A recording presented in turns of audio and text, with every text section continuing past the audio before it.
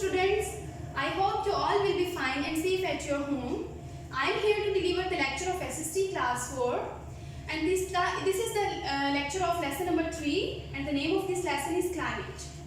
Here are some contents of this lesson which are weather, climate, rainfall, altitude, monsoon, highlands, arid, semi-arid and coastal. First of all, I am going to tell you the difference between weather and climate. Weather. It means day-to-day condition of heat, cold, rain or dryness. What is weather? Weather is a condition of atmosphere at a particular place over a short time period. मतलब कि weather एक ऐसी condition है जो थोड़े से time के लिए रहती है. मतलब डेली का जैसे वेदर आपको पता चलता है, आज का वेदर जो है वो ड्राई होगा, रेनफॉल होगा, कोल्ड होगा, कितना टेम्परेचर होगा, वो हमारा डेली का वेदर होता है. Okay, the next is climate. It means weather condition in our region for a long time.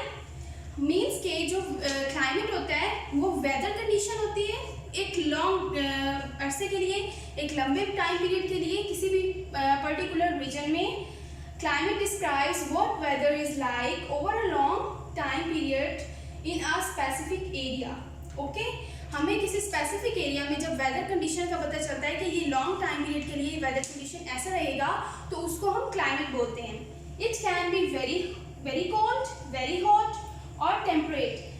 जो क्लाइमेट है वो बहुत ज़्यादा ठंडा भी हो सकता है, बहुत ज़्यादा गर्म भी हो सकता है. और टेम्परेट मीन्स कि ना ज़्यादा ठंडा और ना ज़्यादा गर्म, मीन्स के normal. It has great effect on people. Climate जो है उसका लोगों पर बहुत बड़ा असर पड़ता है. Now I am coming towards the other contents of this lesson. Rainfall. Rainfall is important factor for climate and plant growth. Rainfall क्या है कि ये क्लाइमेट के लिए बहुत ज़्यादा इंपॉर्टेंट है. It is also important for plant growth because all plants need water to survive. हर प्लांट को जिंदा रहने के लिए और ग्रो करने के लिए वाटर की ज़रूरत होती है. और वो उनको कहाँ से वाटर मिलता है? रेनफॉल से. And rainfall is also important for human beings. The next content is height और एल्टीट्यूड. हाइट और एल्टीट्यूड दोनों का सेम मीनिंग होता है, ऊंचाई. And height and altitude includes mountainous areas above from earth. जो अर्थ से ऊंचे एरियाज होते हैं, माउंटेनियस एरियाज होते हैं, उनको हाइट और एल्टीट्यूड में आते हैं. और ये क्या होते हैं एरियाज? द हाइट और अर्थ इज कोल्ड. अर्थ की जो हाइट होती है वो कोल्ड होती है. मीन्स कि जो माउंटेनियस एरियाज होते हैं वो बहुत ज़्यादा ठंडे होते हैं. वहाँ पर सर्दी ज़्यादा टाइम के लिए होती है और गर्मी ना होने के बराबर होती है. The next content is closeness to the sea. Closeness to the sea includes those areas which are close to the sea and these areas have cool breezes that blow from sea towards the land. Temperature in these areas is down because cool breezes blow and temperature is down. क्योंकि जब ठंडी हवाएं चलती हैं समंदर से तो क्या होता है कि उस एरिया का टेम्परेचर ऑटोमेटिकली डाउन हो जाता है, वो ज़्यादा गर्म एरिया नहीं होता. Next content is the monsoon. Monsoon, what is monsoon? Monsoon are seasonal rains. जो हमारी सीजनल बारिशें होती हैं उनको हम मॉनसून बोलते हैं. Seasonal winds blow from June to September across South Asia. Seasonal winds जून से लेकर सितंबर तक साउथ एशिया वाले एरियाज में चलती हैं.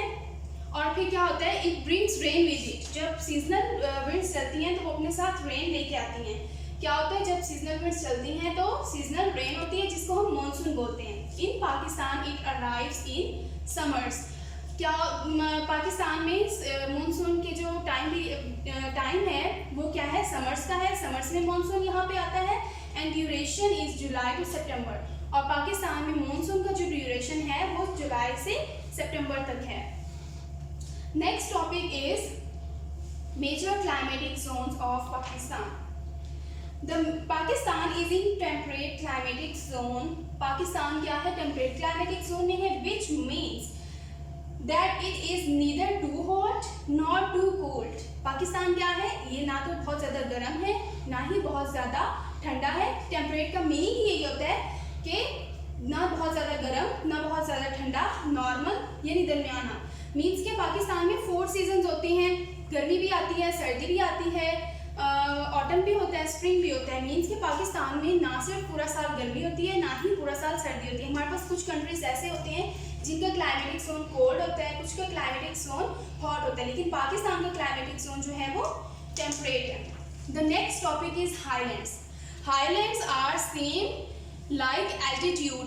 It is also mountainous area, high area which is above the earth.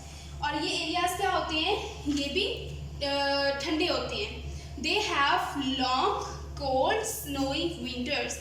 These areas have long, cold, snowy winters. मतलब कि इनके जो विंटर्स होते हैं वो बहुत लॉन्ग लास्टिंग होते हैं, बहुत ज़्यादा अरसा चलते हैं. कोल्ड बहुत ज़्यादा ठंडे होते हैं और स्नोई यहाँ पर क्या होता है, बर्फ़बारी भी होती है.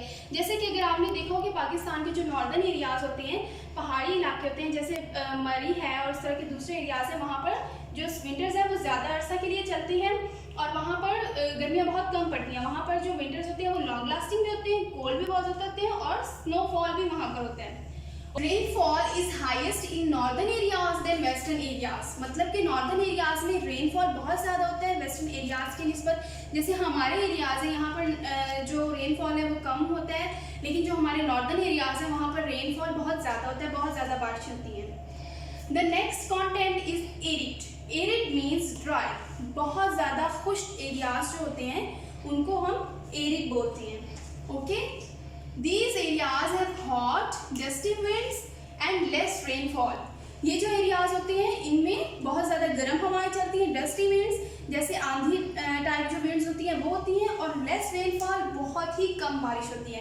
And mainly deserts fall in these areas. इन एरियाज में डेजर्ट ज़्यादा फॉल करते हैं. जो deserts, as we know, deserts are dry, they have hot dusty winds and less rainfall. Okay, so deserts fall in these areas. The next content is semi-arid. Semi-arid means ये बहुत ज़्यादा dry नहीं होते like arid. इनमें क्या होता है कि समर्स भी होते हैं, विंटर्स भी होते हैं, मानसून होता है, सब कुछ होता है. This region has hot summers, cold winters and monsoon like our areas. यहाँ पर हमारे पास कोल्ड समर्स, कोल्ड विंटर्स होते हैं, हॉट समर्स होते हैं और मानसून भी होता है. मीन्स के ये ऐसे ड्राई नहीं होते जैसे arid. Next is coastal. Coastal are those areas which are close to the sea. Coastal जो है इसका मतलब साहिली होता है. साहिली इलाके जो होते हैं उनको हम कोस्टल बोलते हैं. It includes Karachi and Makran coastal, जो समंदर के करीब एरियाज पड़ते हैं. ये sea breezes blow throughout the year. यहाँ पर क्या होता है कि पूरा साल समंदर से हवाएं चलती रहती हैं. And climate is humid. Humid का मतलब क्या होता है, मरतूब या नम. और इसका क्लाइमेट जो होता है वो नम होता है, क्योंकि जब समंदर से हवाएं चलती हैं तो उस हवा में नमी होती है, जिसकी वजह से उस एरिया का जो क्लाइमेट है वो ह्यूमिड हो जाता है, यानी नम हो जाता है. And the last topic is what does weather report से. हमें अब ये देखना है कि वेदर रिपोर्ट हमें क्या बताता है और वेदर फोरकास्ट हमारे लिए क्यों इम्पोर्टेंट है. Weather forecast is important because it helps people to protect themselves and their property.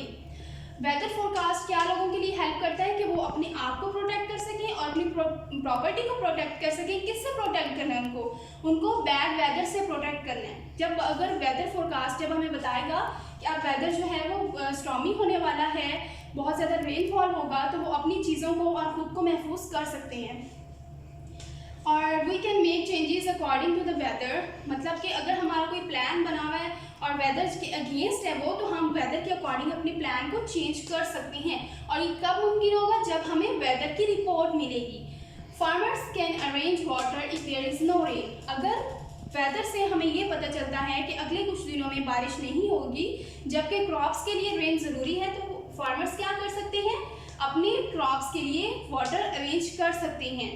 तो इन सारी रीजंस की वजह से वेदर फोरकास्ट बहुत ज़्यादा इंपॉर्टेंट है. जब हमें वेदर रिपोर्ट मिलती है तो हम उसके अकॉर्डिंग बहुत सारी चेंजेस कर लेते हैं. Okay students, the lesson is ended now. Now you have to read it by yourself and underline the main points from this lesson, and you have to fulfill all the related activities from summer pack. Thank you.